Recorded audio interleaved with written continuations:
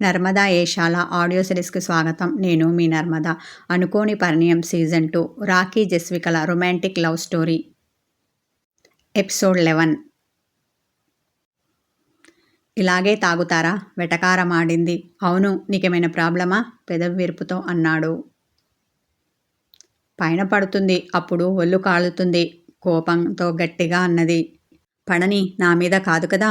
భుజాలు కదిపాడు. ఆమె అని నోరు తెరిచింది. అందుకే మరి నిన్ను సైకో అనేది మనసులో అనుకొని అతన్ని గుర్రుగా చూసింది. నేను అదే. సైడ్ స్మైల్ ఇచ్చాడు అతడు. ఆమె కోపంగా చూడ్డం అతనికి నచ్చలేదు.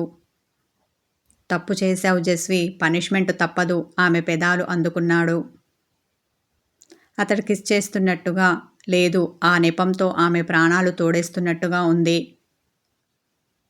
అతని ముద్దులోని గాఢతని తట్టుకోలేక విలవిలలాడింది. అయినా అతడు ఆమెను వదలలేదు. ఊపిరి తీసుకోవడం కష్టమైనప్పుడు ఆమెను వదిలాడు. ఆమె ఉక్కిరిబిక్కిరి అవుతూ వేగంగా గాలి పీల్చింది. కాసేపటికి కుదుటపడింది. ఈసారి మరింత కోపంగా చూడబోయింది.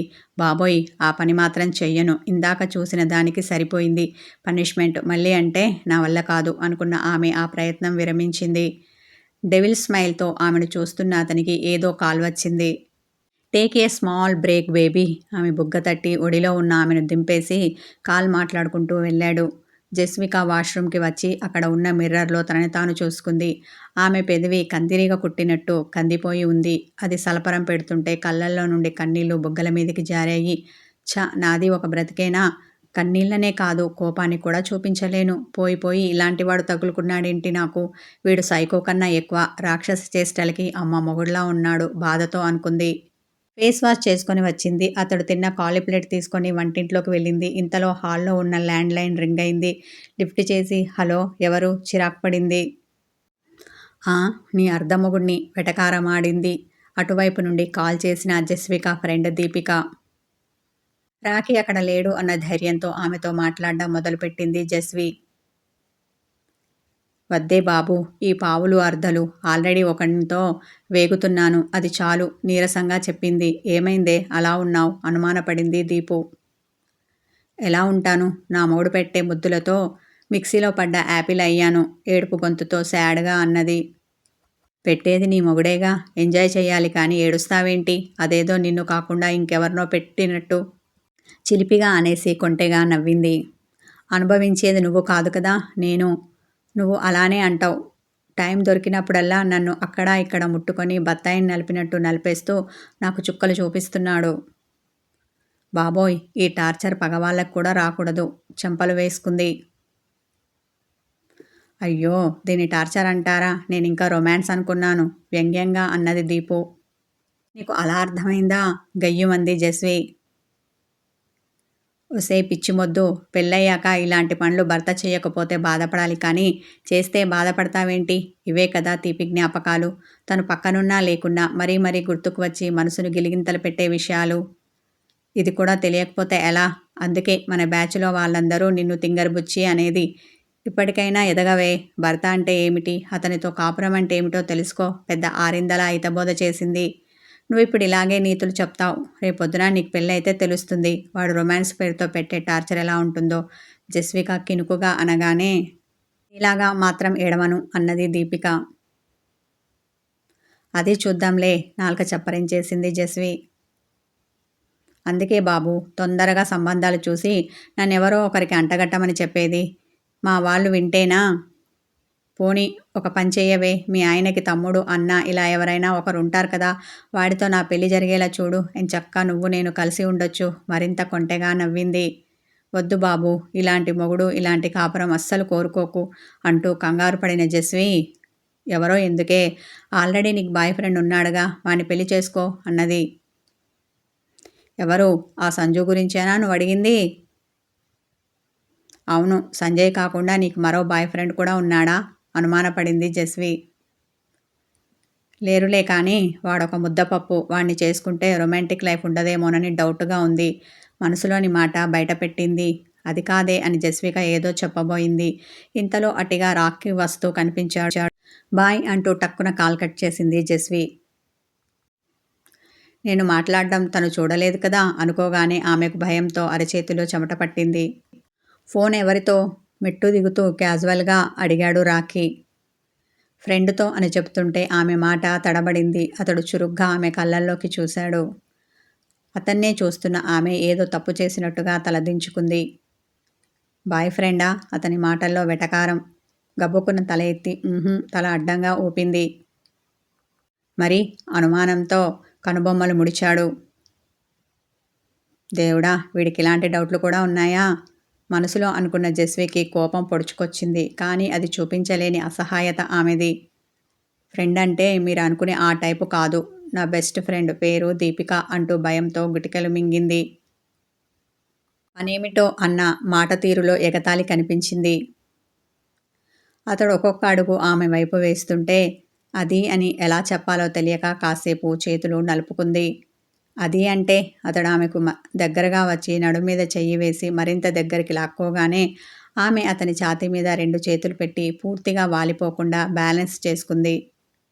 అది అంటే మళ్ళీ అడుగుతూనే, నీకు తెలుసు కదా నాకేది రెండవసారి అడగడం ఇష్టం ఉండదని తన యాటిట్యూడ్ చూపించాడు. ఇంతకుముందు నేను ఎఫ్ఎంలో పనిచేసేదాన్ని. పెళ్లి కోసమని లీవ్ పెట్టాను.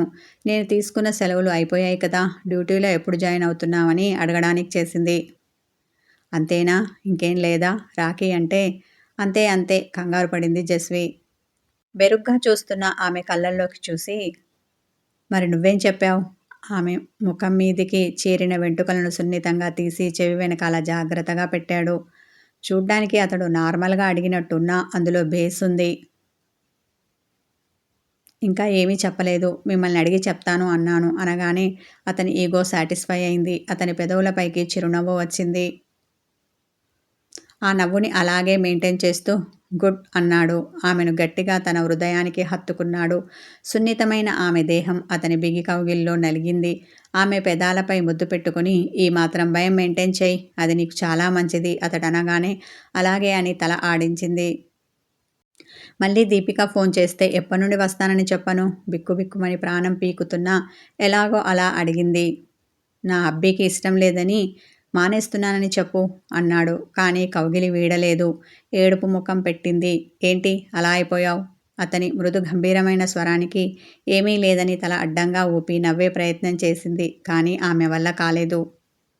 ఆమె సన్నని నడుము వంపుని పిడికిట బిగించి పర్వాలేదు చెప్పు అంటూనే తన పెదాలను ఆమె కంఠం మీదికి చేర్చాడు. అతని చర్యలకి ఆమె తనువు వశం తప్పుతుంటే ఆమెకి నోటమాట రాలేదు. కానీ ఆమెలో నుండి వేడి నిట్టూర్పు వచ్చింది. ఆమె కంఠం మీద తన పంటి ఆనవాళ్లను నిలిపి స్పీక్ అవుట్ అన్నాడు. నాకు జాబ్ చేయాలని ఉంది. ఎంతో కష్టపడి తెచ్చుకున్నాను. మీరు పర్మిషన్ ఇస్తే చేస్తాను. గబుక్కున అనేసి తన కళ్ళను గట్టిగా మూసింది. అతడు కోపంతో చూసే చూపుని తట్టుకోలేనని, ఆ శక్తి తనకు లేదని అలా చేసింది. భయంతో కళ్ళు మూసుకున్న ఆమెను చూసి బిగ్గరగా నవ్వాడు. అతని నవ్వుకి కళ్ళు తెరిచింది. నేనేమి ఇప్పుడు జోక్ వెయ్యలేదు. పెదాలు బిగించింది. నువ్వు జోకే వెయ్యాలా? నీ ఫేస్ ఫీలింగ్స్ చాలు నేను నవ్వడానికి అంటూనే మళ్ళీ నవ్వాడు. ఆమె ముఖం చిట్లించింది. ఈ ఎక్స్ప్రెషన్ నాకు నచ్చలేదు. అతని ముఖంపై వెంటనే నవ్వు మాయమై కోపం చేరింది. దేవుడా, వీడితో ఏం మాట్లాడినా ఎలాంటి ఎక్స్ప్రెషన్ ఇచ్చినా కష్టమే. దేనికి నవ్వుతాడో, దేనికి కోపం తెచ్చుకుంటాడో కనీసం వీడికైనా తెలుసా? మనసులో అనుకొని తెల్లముఖం వేసింది. ఏంటి బేబీ, నా గురించి థింక్ చేస్తున్నావా? చెయ్యకు. నువ్వెంత చేసినా నా గురించి కొంచెం కూడా తెలుసుకోలేవు. ఎందుకంటే నేను వన్ అండ్ ఓన్లీ పీస్ని. సైడ్ స్మైల్ ఇచ్చి ఆమె బుగ్గ తట్టాడు. గొప్పేలే అనుకొని మూతి 3 వంకర్లు తిప్పేసుకుంది జస్విక. అది చూసి ఆమె బుగ్గలాగి కాలర్ ఎగరవేశాడు రాఖీ. వీళ్ళిలా క్యూట్గా గొడవ పడుతూ ఉండగా ఎవరిదో కారు వచ్చి కాంపౌండ్ వాల్ ముందు ఆగింది. కాంపౌండ్ వాల్కి ఇంటికి మధ్య ఉన్న దూరం ఎక్కువగా ఉండడంతో ఆ కారు శబ్దం సన్నగా హాల్లో ఉన్న రాఖీకి వినిపించింది. ఈ టైంలో ఎవరు? అనుమానంతో అతని కనుబొమ్మలు ముడిపడగా రిస్ట్ వాచ్లో టైం చూశాడు.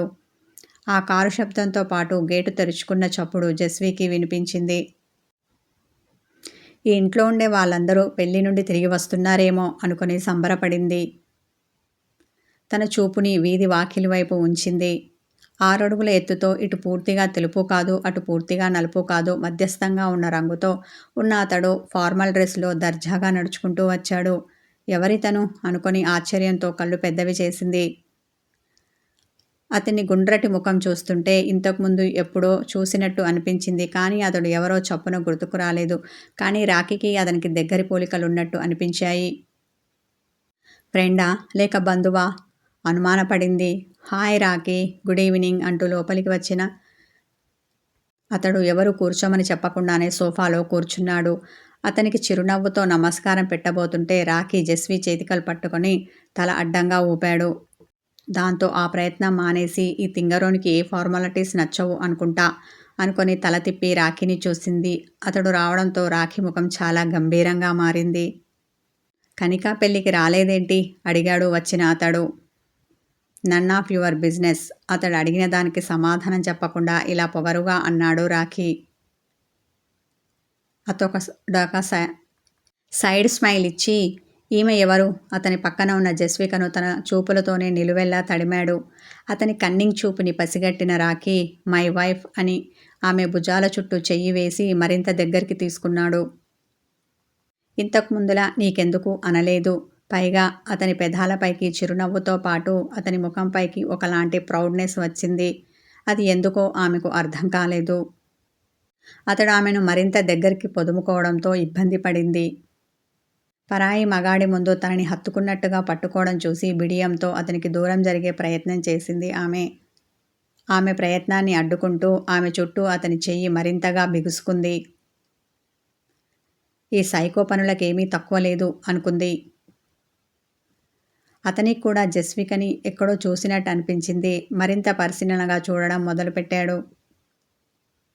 ఆమెను నక్షక పర్యంతం చూడడం రాఖీకి నచ్చలేదు. పైగా అతనికి చాలా కోపం వచ్చింది. అయినా ఎలాగో అలా కంట్రోల్ చేసుకున్నాడు. నువ్వెళ్ళు ఆమెను అల్లుకొని ఉన్న తన చేతుల్ని వెనక్కి తీసుకున్నాడు. ఆమె వెళ్తున్నా ఆ వచ్చిన వ్యక్తి చూపులు ఆమెను వెంటాడుతూనే ఉన్నాయి. కథ కొనసాగుతుంది. హాయ్ వ్యూవర్స్, చూసి అలా వదిలేయకండి. మంచి కామెంట్ పెట్టండి. నచ్చితే లైక్ చేయండి, హైప్ చేయండి. సబ్స్క్రైబ్ చేసుకొని వాళ్ళుంటే నా ఛానల్ని సబ్స్క్రైబ్ చేసుకోండి. Thank you.